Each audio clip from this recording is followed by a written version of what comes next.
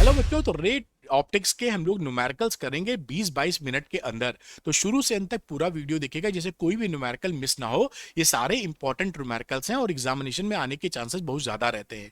तो मैं हूं Arvind sir, welcome to Arvind academy. आप अरविंद एकेडमी चैनल को सब्सक्राइब करना मत भूलिएगा।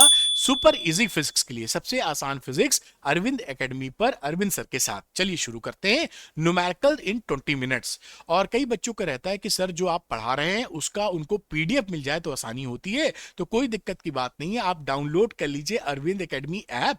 लिंक डिस्क्रिप्शन में मिलेगा, उसके स्टोर सेक्शन में जाइएगा। यहां पर क्लास 12 फ्री पीडीएफ आपको दिखाई पड़ेंगे। सारे पीडीएफ अनलॉक है, क्लिक करके डाउनलोड करके अपनी पढ़ाई के लिए इस्तेमाल कर सकते हैं।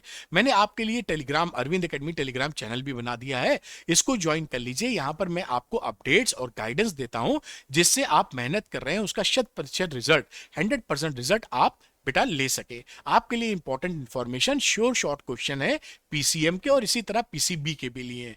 ऐसे ही क्वेश्चन बोर्ड्स में आएंगे।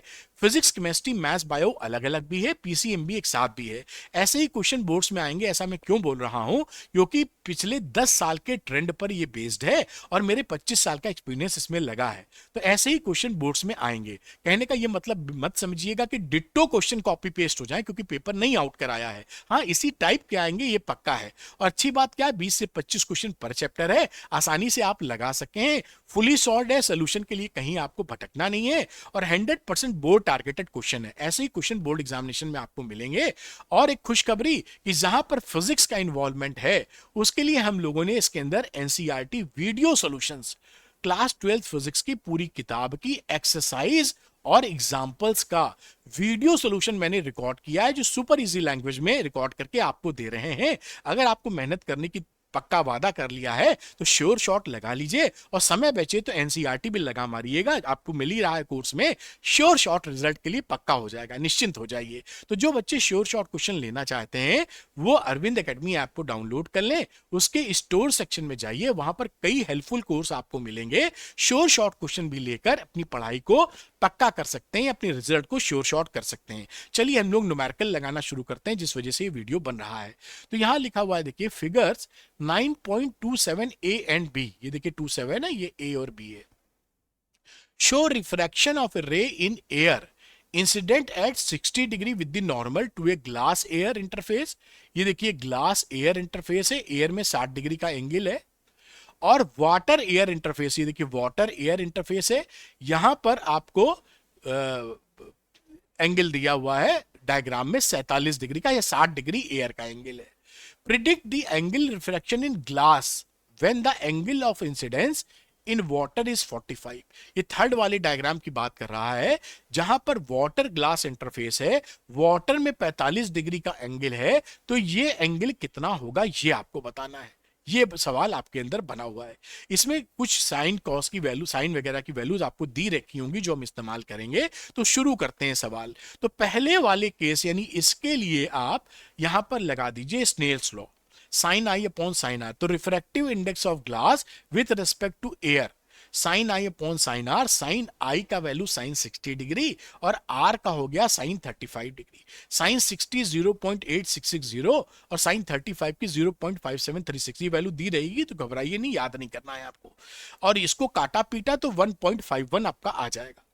अब हम इस सेकंड वाले केस के लिए स्नेल्स लॉ लगा देंगे। तो ये सेकंड वाले केस के लिए देखिए लगा दिया। रिफ्रैक्टिव इंडेक्स, ये एयर से वाटर में जा रही थी, तो refractive index of water with respect to air, इसकी वैल्यू क्या हो गई, sine I upon sine r. Sine i हो गया 60 डिग्री और आर हो गया इसका 47 डिग्री। देखिए वैल्यू रख दीजिए। साइन 60 का मतलब 0.8660 और 47 का मतलब 0.6561, काटा पीटा तो 1.31 बन गया। अब यहां पर हम तीसरे की बात करते हैं, यहां हम स्नेल्स लॉ यहां लगा देंगे, नंबर 3 केस। अब यहां पर देखिए जो इंटरफेस है ग्लास वाटर का है, तो refractive index of glass with respect to water, ये देखिए वाटर से ग्लास में जा रहा है, तो refractive index of glass with respect to water, जिसको आप लिख सकते हैं फॉर्मूले से refractive index of glass upon refractive index of water. और यही वैल्यू बराबर हो जाएगी स्नेल्स लॉ के हिसाब से साइन आई अपॉन साइन आर। अब वैल्यू रख दीजिए, साइन आई कितना है, आई की वैल्यू 45 डिग्री है, तो साइन 45। ये अच्छा यहां वैल्यू रख देते हैं, वैल्यू म्यू जी की वैल्यू 1.51 आ गई। और ये म्यू डब्ल्यू की वैल्यू 1.3 आ गई, ये आपने निकाली थी, ये वैल्यू यहाँ पर पुट कर दी, ये साइन 45 हो गया और यहाँ पे साइन आर आर निकालना है, तो ये साइन आर एक तरफ ले लो 1.31 या 32 के आसपास 1/51 और ये 0.707। अब इसको आपने कैलकुलेट किया तो साइन आई बराबर 0.6181 आ गया और आर बराबर साइन इनवर्स 0.6181, तो वैल्यू आर की आ जाएगी 38.2 डिग्री। ये आपका आंसर आ गया। बेसिकली ये रिफ्रैक्टिव इंडेक्स वाला सवाल है, घुमा के ऐसे सवाल बनाते हैं, तो एग्जाम में जब आ जाए तो घबराना नहीं है, और ये जो सारी वैल्यूज हैं इसको रटना नहीं है, ये दी रहेंगी, लेकिन आपको करने का तरीका आना चाहिए। उम्मीद करता हूं कि ये सवाल आप समझ गए होंगे। नेक्स्ट क्वेश्चन की तरफ बढ़ते हैं। लिखा है double convex lens are to be manufactured from a glass of refractive index 1.55। एक ग्लास है जिससे आप डबल कॉन्वेक्स लेंस बना रहे हैं विद बोथ फेसेस, इस तरह का double convex lens with both faces of same radius, यानी ये जो इसका दो कर्वेचर हैं इनका R1 R2 मैग्नीट्यूड दोनों का बराबर है, R1 R2 बराबर है। What is the radius of curvature, यानी R की वैल्यू बताओ जो R1 R2 के बराबर है। If the focal length is to be 20 centimetre, इस लेंस की फोकल लेंथ 20 सेंटीमीटर हमको बनानी है, तो साहब ये बताइए कि R की वैल्यू कितनी होगी। आइए कर लेते हैं। म्यू दे रखा है इस मटेरियल का 1.55, फोकल लेंथ दे रखी है 20 सेंटीमीटर, पॉजिटिव लेंगे क्योंकि ये कॉन्वेक्स लेंस है। अब ये यहां पर ये पहला वाला सरफेस है तो इसके लिए जो R1 होती है वो पॉजिटिव आ जाएगी। देखिए लिख देते हैं R1 इज प्लस R, क्योंकि जिस डायरेक्शन में रे जाती है उसी डायरेक्शन में नापते हो तो पॉजिटिव, और R2 इस सरफेस के लिए, सेकंड वाली सरफेस के लिए तो इधर नापोगे तो ये रे की विपरीत दिशा में, तो माइनस R के बराबर। अब हम फॉर्मूले में पुट, लेंस मेकर्स फॉर्मूले में वैल्यू रख दीजिए। ये जहां पर बाहर एयर होता है उसके लिए 1/f is equal to mu minus 1/R1 minus 1/R2। Value रख दी 1/20 जो कि दे रखी थी, ये म्यू 1.55 माइनस 1 और 1/R विथ साइन, और R2 की वैल्यू माइनस R के थ्रू यहां पुट कर दी।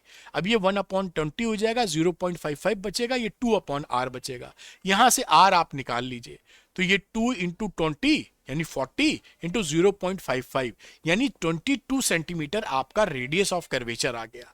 तो ये रेडियस ऑफ कर्वेचर 22 सेंटीमीटर आप आसानी से निकाल सकते हैं। तो ऐसे सवाल आपके लिए बड़े इंपॉर्टेंट हैं, ये एग्जामिनर की नजर में सरल सवाल होते हैं। अगर आप इनको स्किप कर देंगे या गलत हो जाएगा तो नुकसान हो जाएगा आपका। सरल सवाल और मीडियम सवाल तो बिल्कुल ही गलत नहीं होने चाहिए। हॉट्स की बात अलग है, पढ़े होंगे तो कर लेंगे। चलिए अगला क्वेश्चन करते हैं। अब ये है a small telescope has an objective lens of focal length 144 centimetre and an eyepiece of focal length 6 centimetre. यहां पर फोकल लेंथ दे रखी है ऑब्जेक्टिव की 144 सेंटीमीटर और आई पीस की दे रखी है 6 सेंटीमीटर। बेटा What is the magnifying power of the telescope? जब भी मैग्नीफाइंग पावर आपसे पूछे और ये ना बताए कि कहाँ की निकालनी है, हमेशा आप नॉर्मल एडजस्टमेंट वाली मैग्नीफाइंग पावर निकालिएगा। नॉर्मल एडजस्टमेंट कहाँ है? जब फाइनल इमेज इंफिनिटी पे बनती है तब। ठीक। What is the separation between the objective and the eyepiece? अच्छा, तो small telescope for normal adjustment नहीं कहा था तो नॉर्मल एडजस्टमेंट मान लिया, यानी फाइनल इमेज इंफिनिटी पे बन रही है। तो m की वैल्यू हो गई FO अपॉन FE। FO की वैल्यू 144 डाली, FE की डाली 6 सेंटीमीटर, काटा पीटा 24 आ गया, तो m की मैग्नीफाइंग पावर 24 आ गई। और बात करते हैं ट्यूब लेंथ की या लेंथ ऑफ द टेलीस्कोप या separation between objective and eyepiece, ये सब बात एक ही है। इसकी वैल्यू होती है FO प्लस FE, ये याद रखिएगा। 144 में 6 जोड़ दीजिए तो 150 centimetre is your answer. 150 centimetre आपका आंसर आ जाएगा। ट्यूब लेंथ या माइक्रो टेलीस्कोप की लेंथ या ऑब्जेक्टिव एंड आईपीस के बीच का डिस्टेंस। ये भी सवाल बड़े शानदार तरीके से समझ में आया होगा, बोर्ड में सवाल आ चुका है। अगले सवाल को हम लोग करते हैं, प्रिज्म पर बेस्ड है, बहुत इंटरेस्टिंग बहुत इंपॉर्टेंट आया हुआ सवाल। A prism is made of glass of unknown refractive index. ये एक प्रिज्म है, इसका किस मटेरियल से बना ये हमको नहीं मालूम, रिफ्रैक्टिव इंडेक्स नहीं पता है। A parallel beam of light is incident on a face of the prism. यहां पर कई सारी पैरेलल बीम पड़ती है। The angle of deviation is measured to be 40 degree. यहां पर जो डेल्टा में है, एंगल ऑफ डिविएशन का मतलब मिनिमम डिविएशन बोल रहा है, सपोज करिए 40 degree. What is the refractive index? Minimum deviation दे रखा है 40 डिग्री। रिफ्रैक्टिव इंडेक्स क्या है इस मटेरियल ऑफ द प्रिज्म का? एक सवाल तो ये है। इसका रिफ्रैक्टिव इंडेक्स निकाल दो, ये बोल रहा है। दूसरे सवाल में क्या है कि इसी प्रिज्म को पानी में रख देते हैं, तो यहाँ क्या है, the refractive angle of the prism is 60 degree दिया है, ए देखिए 60 दिया है, ए की वैल्यू 60 है। If the prism is placed in water, अगर इस प्रिज्म को पानी में डुबा दें जिसका पानी का रिफ्रैक्टिव इंडेक्स 1.33 है, तो predict the new angle of minimum deviation, उस समय डेल्टा एम डैश कितना होगा बताओ। दो सवाल हैं एक्चुअली इसमें, तो पहला सवाल निकालते हैं कि इसके लिए म्यू कितना है, फिर हम पानी में रख के डेल्टा एम डैश निकालेंगे। तो आप जानते हैं म्यू और डेल्टा एम में जो रिलेशन होता है वो रिफ्रैक्टिव इंडेक्स ऑफ ग्लास, क्योंकि ये ग्लास का बना है, बाहर एयर है, तो refractive index of glass with respect to air sine A plus delta M upon 2 sine A by 2। ये फॉर्मूला आपको अच्छे से आना चाहिए बेटा, बहुत सवाल इस पर आते हैं। वैल्यू पुट करो, साइन लिखा, ए की वैल्यू 60 डिग्री आ गई, डेल्टा एम देखिए दे रखा है 40 डिग्री अपॉन 2 और ए अपॉन 2 यानी 60 अपॉन 2। अब इसी को सॉल्व करना है, ये 60 और 40 100 अपॉन 2 यानी 50 डिग्री, 60 अपॉन 2 यानी 30 degree, sine 50 upon sine 30 degree. Sine 50 का मतलब है 0.7660 और साइन 30 का मतलब होता है 0.5 आधा, इसको डिवाइड करेंगे तो 1.532 इज योर आंसर।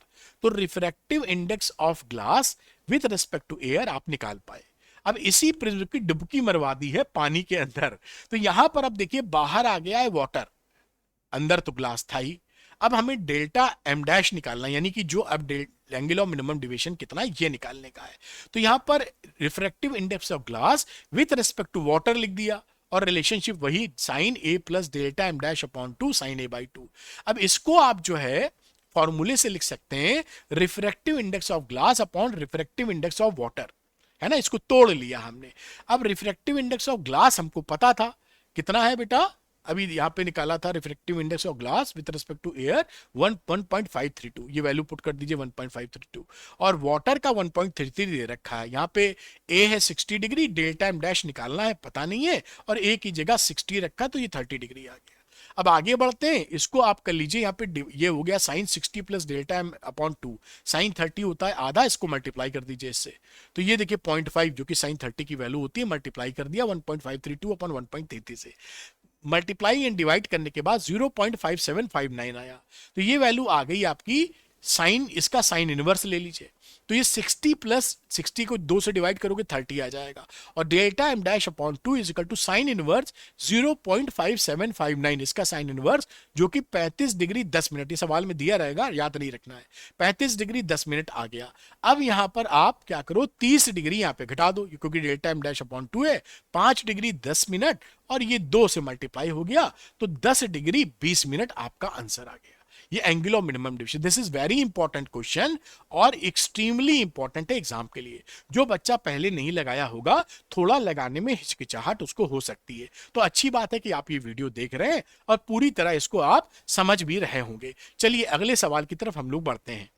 ये है at what angle should a ray of light be incident on the face of the prism, ये मैंने फोटो बनाया है, ऑफ रिफ्रैक्टिंग एंगल 60 डिग्री, ये रिफ्रैक्टिंग एंगल 60 डिग्री है, एंगल ऑफ प्रिज्म या refracting angle 60 degree, so that it just suffers TIR at the other surface, है ना, ये रे पड़ी और दूसरी सरफेस पे जब पड़ी तो ये ग्रेस कर गई, यानी इस सरफेस से निकल गई, जस्ट TIR हो गया। मतलब ये जो आपका R2 एंगल है ये क्रिटिकल एंगल के बराबर हो जाए तभी यहां से जाएगी, अगर क्रिटिकल एंगल से बड़ा होता तो TIR अंदर की तरफ घूम जाती, और अगर ये क्रिटिकल एंगल से छोटा होगा तो पार कर जाएगी। तो इसने कहा जस्ट TIR हो जाए, यानी ये R2 की वैल्यू क्रिटिकल एंगल के बराबर हो जाए, ये इंफॉर्मेशन आपको निकाल लेनी है। The refractive index of the material दे रखा है प्रिज्म का 1.524, तो यहां पर R2 is equal to IC हो गया। मैंने आपको बताया कि ये क्रिटिकल एंगल के बराबर होगा तभी रे यहां से ग्रेस करते हुए जाएगी या घिसटते हुए जाएगी इस इंटरफेस से। अब हम जानते हैं साइन IC होता है 1 अपॉन यू के बराबर, तो sine IC is equal to 1 upon mu की जगह रख दिया, ये दे रखा था 1.524, बढ़िया। अब इसको सॉल्व किया अपॉन में तो 0.6542 आ गया, तो IC की वैल्यू कितनी आई, साइन इनवर्स 0.6542 जो कि 41 डिग्री के आसपास हो गया, आपको दिया रहेगा, ये वैल्यू रटने की जरूरत नहीं है। IC हो गया 41 डिग्री। अब क्रिटिकल एंगल हमको मालूम चल चुका है। अब देखिए R1 प्लस R2, हमको देखिए रिफ्रैक्टिव इंडेक्स हमें जो निकालना है, what angle should a ray of light be incident, I1 निकालना है हमको। हमें निकालना क्या है, I1। इसलिए अब देखिए R1 प्लस R2 की वैल्यू A के बराबर होती है, फॉर्मूला होता है प्रिज्म का। तो R1 की वैल्यू हो गई A माइनस R2। यहां से देखिए A हमको पता है 60 डिग्री दे रखा है सवाल में, और ये R2 IC के बराबर था, और IC हम निकाल चुके हैं 41 डिग्री, तो यहां 41 डिग्री पुट कर दिया, तो 60 में से 41 गया, 19 डिग्री आपका R1 आ गया। अब स्नेल्स लॉ लगा दो पहले सरफेस के लिए। तो फॉर ए बी सरफेस, यानी ये जो सरफेस है ए बी, ये दिखाई पड़ रहा होगा आपको, यहां साइन आई upon sine R Snell's law लगा देते हैं। तो स्नेल्स लॉ लगाया, mu is equal to sine I1 upon sine R1, ये I1 और R1 याला। अब यहां पर देखिए साइन I1 की वैल्यू हो गई mu into sine R1। Mu के मतलब है 1.524 दे रखा है, और साइन R1 यानी साइन 19 डिग्री। साइन 19 डिग्री की वैल्यू आपने पुट कर दी 0.3256, और 1.524 से मल्टीप्लाई किया, ये वैल्यू आ गई 0.4962। अब I1 का मतलब हो जाएगा साइन इनवर्स 0.4962, यानी इसका एंगल हो गया 30 डिग्री। ये कहानी है करीबन 0.5 के पास में है, तो अप्रोक्सीमेटली 30 डिग्री के पास आपका आंसर आ गया। ये देखिए ये भी बहुत इंपॉर्टेंट सवाल है, मतलब जितना इंपॉर्टेंट मैं कहूं उससे कम है, एकदम आना चाहिए। तो ये तिकड़म लगाई जाती है ऐसे सवालों में, उम्मीद है ये भी आप पकड़ पाए होंगे। आइए अगला सवाल हम लोग करते हैं। नेक्स्ट क्वेश्चन देखते हैं। A small telescope has an objective length of focal length 140 centimetre, है ना। ये फोकल लेंथ ऑब्जेक्टिव की 140 है, और आईपीस की जो फोकल लेंथ है वो 5 सेंटीमीटर है। हमने लिख दी, कोई दिक्कत नहीं। What is the magnifying power of the telescope for viewing distant objects. हमें एम निकालना है, किस किस कंडीशन में वो दे रखे हैं।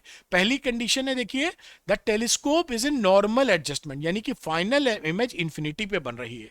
तो इसका बिल्कुल सिंपल फॉर्मूला बेस्ड है, फॉर्मूला होता है नॉर्मल एडजस्टमेंट में M is equal to F O upon F E. तो फोकल लेंथ रखी 140 और आईपीस की रखी 5, ऑब्जेक्टिव अपॉन आईपीस की फोकल लेंथ 28 आपका आंसर हो गया। मैग्नीफाइंग पावर का कोई भी यूनिट नहीं होता, ये रेशियो होता है। दूसरा बोला है कि जब फाइनल इमेज आपकी फॉर्म्ड हो least distance of distinct vision, यानी 25 सेंटीमीटर पे। तो व्हेन फाइनल इमेज एलडीडीवी यानी least distance of distinct vision पे बन रही है, तो फॉर्मूला लगाते हो, माइनस प्लस के चक्कर में मत पड़िएगा। माइनस प्लस केवल एम का ये बताता है, माइनस का, कि फाइनल इमेज उल्टी है, और प्लस का मतलब कह लीजिए, सीधी इस तरीके से बात कर लीजिए। तो उस चक्कर में आपको नहीं फंसना है, केवल आप पकड़े रहिए। तो मैग्नीट्यूड, तो F O upon F E 1 plus F E upon D. F O की वैल्यू 140, एफ ई की वैल्यू 5, 1 प्लस 5 अपॉन 25, जो वैल्यू दे रखी थी वही इसके अंदर डाल दी है। ये हो गया 140 अपॉन 5 यानी 28, और इसको सॉल्व कर लीजिए 1.2 33.3 आपका आंसर आ गया। देखिए ये सवाल इतना सरल है कि केवल फॉर्मूला बेस्ड है, और ये सवाल विश्वास कीजिए आपके बोर्ड एग्जामिनेशन में आया हुआ है और आता है, आएगा आगे भी। चलिए अगले सवाल की तरफ चलते हैं, ये भी काफी इंटरेस्टिंग सवाल है। टू, बहुत इंपॉर्टेंट सवाल है, थोड़ा सा कॉन्सेप्चुअल पार्ट भी है तो वो समझेंगे। Two monochromatic rays of light are incident normally on the face AB of an isosceles right angle prism ABC।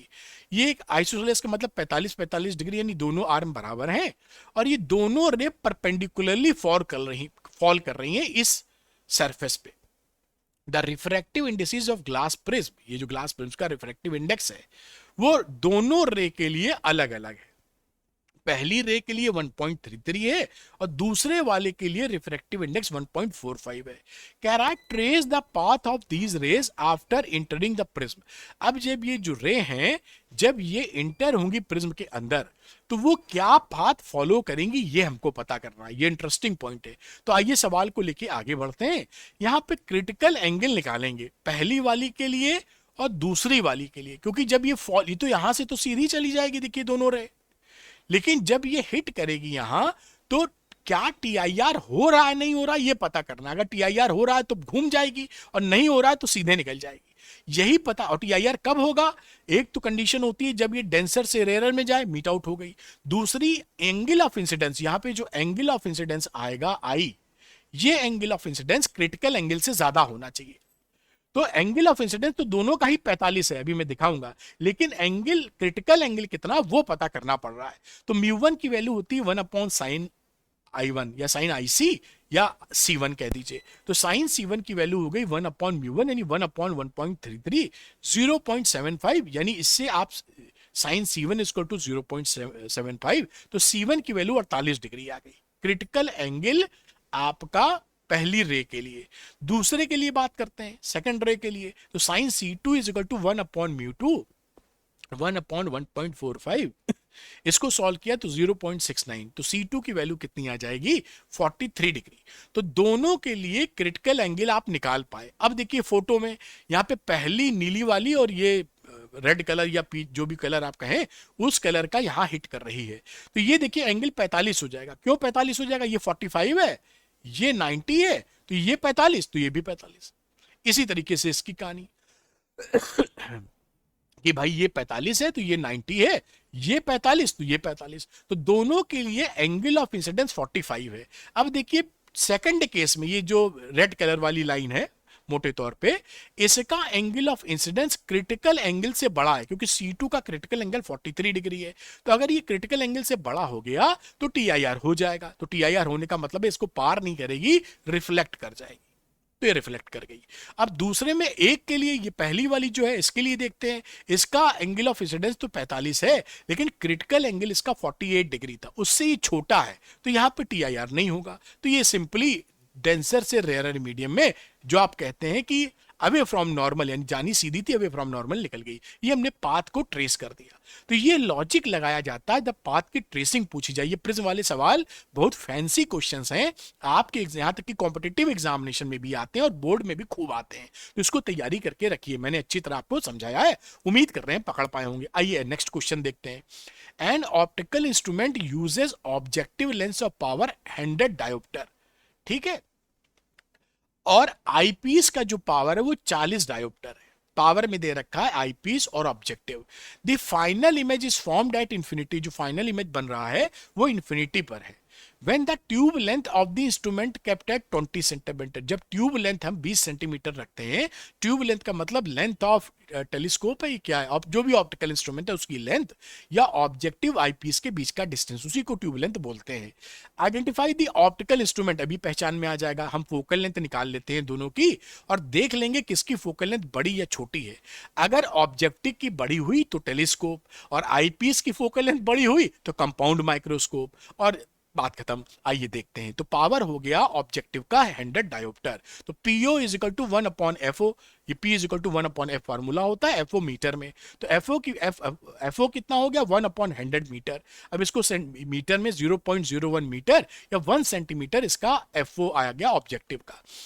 P निकाल लेते हैं, आई पीस के लिए पावर, तो 40 डायोप्टर आया। Fe की वैल्यू हो गई 1/40, इसी फॉर्मूले पे जो आप आसानी से लगा सकते हैं, और 0.25 मीटर आ गया जो कि 25 सेंटीमीटर है। अब यहां पर आसानी से हमको दिख रहा है कि क्या FO बड़ा है कि Fe, तो देखिए Fe बड़ा है। यहां पर जब Fe बड़ा होता है FO से तो ये बन जाता है कंपाउंड माइक्रोस्कोप, ये आपने पहचान लिया, पहचानने का तरीका होता है। अगर FO बड़ा होता तो ये हो जाता टेलीस्कोप। याद रखिएगा, ये पूछते हैं कि पहचान कौन, एक कॉमेडियन था पहचान कौन वाला, वो उस टाइप से कहानी हो जाती है। अच्छा, कैलकुलेट द एंगुलर मैग्निफिकेशन, यानी मैग्नीफाइंग पावर। एंगुलर मैग्निफिकेशन या मैग्नीफाइंग पावर ऑप्टिकल इंस्ट्रूमेंट के लिए बोली जाती है। इस इंस्ट्रूमेंट की मैग्नीफाइंग पावर बताइए। तो मैग्नीफाइंग पावर का सिंपल फार्मूला हो गया L/FO D/Fe, क्योंकि कंपाउंड माइक्रोस्कोप है उस समय रिलैक्स आई के लिए ये फॉर्मूला लगता है।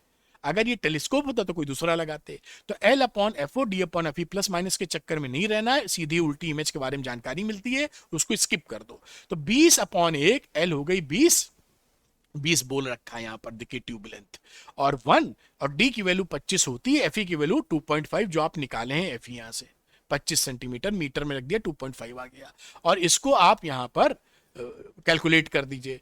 ये तो ये वैल्यू आ गई, कैलकुलेट करने के बाद 200 आपका यहां पर आंसर आ गया। 200 इज योर आंसर। ये एंगुलर मैग्निफिकेशन हो गया ऑप्टिकल कंपाउंड माइक्रोस्कोप। इस तरह से आप देखें तो सारे क्वेश्चन इंपॉर्टेंट मैंने आपको लगवा दिए हैं। जाने से पहले मैं याद दिलाऊंगा, श्योर शॉर्ट क्वेश्चन पीसीएम का ऐसे ही क्वेश्चन बोर्ड्स में आएंगे, पीसीबी का ऐसे ही क्वेश्चन बोर्ड्स में आएंगे।